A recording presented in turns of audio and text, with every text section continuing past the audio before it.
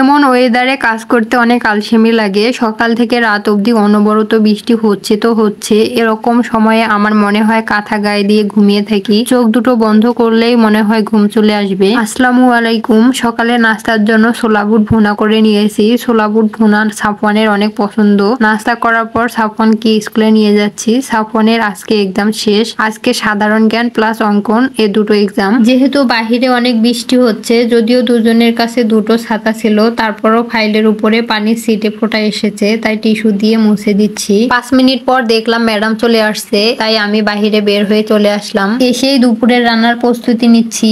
আজকে সবজিওয়ালা মামার কাছ থেকে ডাটা নিয়েছি। 5টা ডাটা আমার কাছ থেকে 25 টাকা নিল।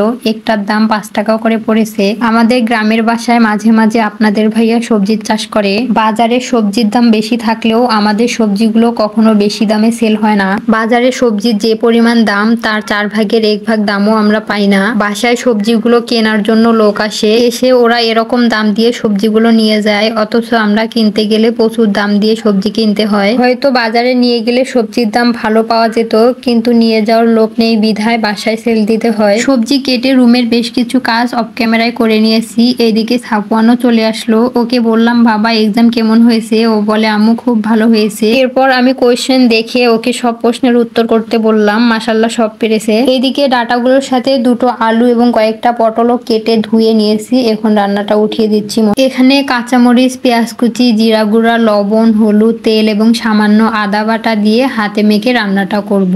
আজকে রান্না উঠিয়ে দিতে অনেকটা দেরি হয়ে গেল। এরকম দিনে কাজ করতে কেমন যেন আমার আলসেমি লাগে, কেমন যেন চোখে ঘুম ঘুম ভাব চলে আসে। মনে হয় সারাদিন কাঁথা গায়ে দিয়ে ঘুমিয়ে থাকি, কিন্তু তা কি আর হয়? সেই লাইফটা কি আর আমাদের আছে? এখন স্বামী, বাচ্চা, সংসারের কথা ভেবে ভেবে চোখে ঘুম আসলেও কিছুই করার নেই। রান্না বান্না করে স্বামী সন্তানের সামনে খাবার দিতে হবেই। আমাদের মেয়েদের সকাল থেকে সন্ধ্যা পর্যন্ত বেশিরভাগ সময় রান্নাঘরেই কেটে যায়। মাঝে মাঝে তো মনে হয় রান্না করা থেকে কিছুদিনের জন্য ছুটি নিয়ে রিল্যাক্সে সময় পাস করি। এইদিকে আমার ছেলে কি ঘটনা ঘটিয়ে ফেললো দেখুন। প্রতিটা বাসায় যদি এরকম 2-1 পিস বাচ্চা থাকে, তাহলে মায়েদের জীবন বিষিয়ে তোলার জন্য এটাই যথেষ্ট। আমি রান্নাঘরে কাজ করছিলাম, এসে দেখি ফ্রিজের 3 হালি ডিম নিচে পড়ে ভেঙে আছে। বললাম, কিভাবে এমন করলা? দৌড় দিয়ে গিয়ে বাবার কোলে ঢুকছে।